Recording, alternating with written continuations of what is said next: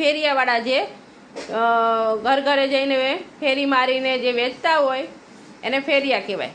તો જે ફળ વેચતા હોય ફળવાળા ફેરિયા, બરાબર. તો આપણે એના માટે ભૂમિબેનને તૈયાર કર્યા છે, બરાબર.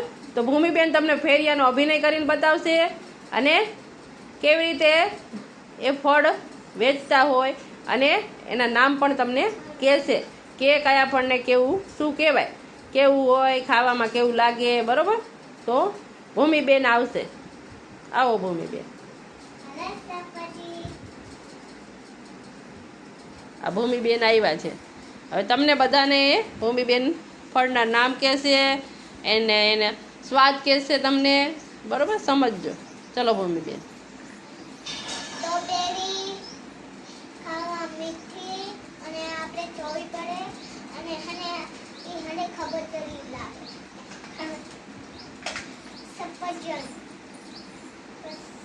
સફરજન આપણે ધોઈને ખાવાય અને ધોઈ અને કાપીને ચીર કરીને ખાવાય. જમરૂ આપણે એને ધોઈ અને ખાવાય, ખાવામાં મીઠું લાગે.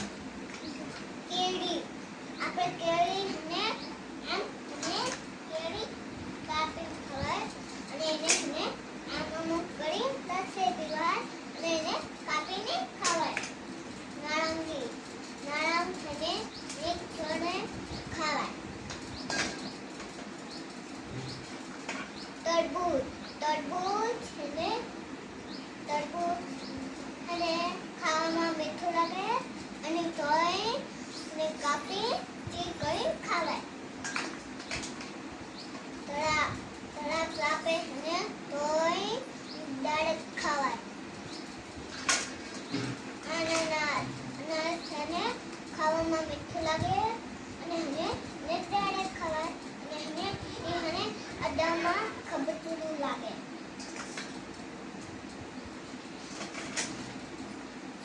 જામફળ એને કાપીને ખાવાય.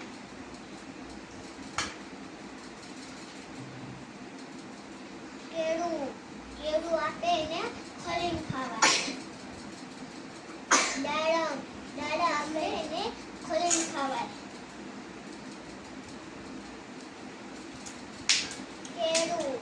કેળું આપણે એને ખોલીને ખાવાય.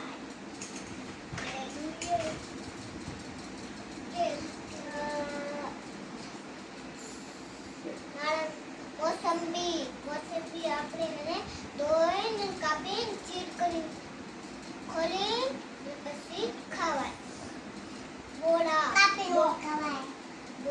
એને આપણે ધોઈ ડાયરેક્ટ ખાવાય. ચલો બાળકો, હું પ્રશ્ન કરું, બરોબર. આ બેનને સાંભળો, હું એ બેનને પૂછું. તમે ન પૂછ્યું, તમારે પૂછવાનું છે કાંઈ? ભૂમિબેન, તમે આ ફળ ક્યાંથી લાવો છો? મોટી બજારમાંથી. સરસ, સારું કહેવાય. ફળ લાવવા માટે કંઈ આપવું પડે ત્યાં? શું આપવું પડે? પૈસા આપવા પડે એમ? પછી તમે ઘરે જઈને બધા ફળ વેચી દો છો? લે છે બધા તમારી પાસે? સારું કહેવાય. કેવા ફળ સારા આવે છે તમારા? સરસ.